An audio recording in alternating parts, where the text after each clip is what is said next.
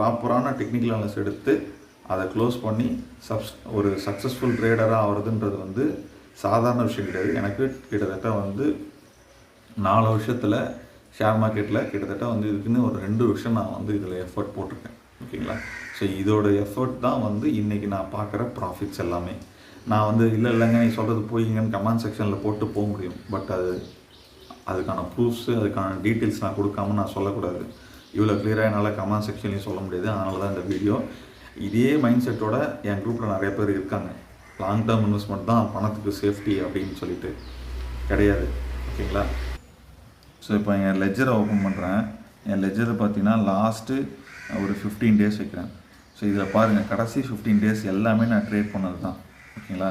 இங்கே பாருங்கள், profit profit profit profit profit